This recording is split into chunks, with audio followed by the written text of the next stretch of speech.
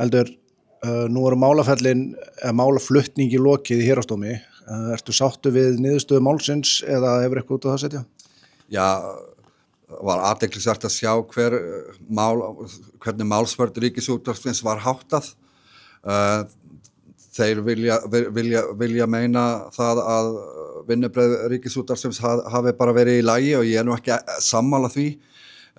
Ég held að sé engin vafi á því að Ríkisútvarpið gerði mistök, það að hluta til viðurkennt fyrir dómnum.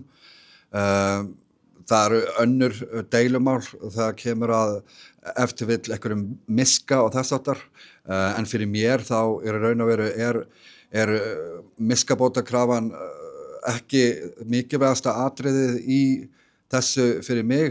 Fyrir mig það að fá æruna mína uppreista eftir að hafa verið sakaður að fara inn á skóla og ljósmynda börn í leyfisleysi sem býr til ákveðin hugrenningatengsl sem allt venjulegt fólk gerir sér grein fyrir hvers eðlis eru og í aðdraganda kosninga það var þetta náttúrulega mjög alvarlegt.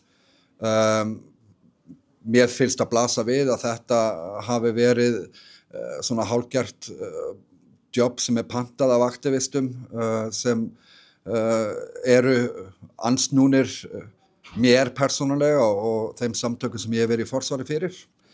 En ég verð að treysta bara á dómgreind dómarans og á réttakerfið.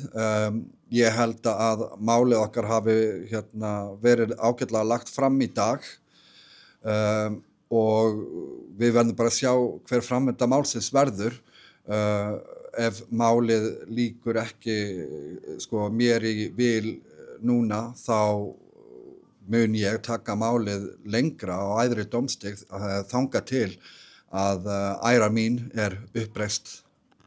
Nú viðurkenndi Ríkissjónvarpið samkvæmt lögmanni mistök í bara og rangan málflutning í þessu.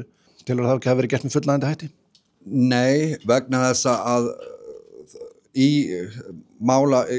fyrir málarekstrinum í dag kom einmitt fram að Ríkisútvarpið telur sig hafa leiðrétt röngu ummælin og beðist afsökunar en sannleikurinn sá að Ríkisútvarpið leiðréttingin innihélt aðrar rangar upplýsingar að ég hafi verið óboðin í skóla og mál sem tilkynnt til lögreglu.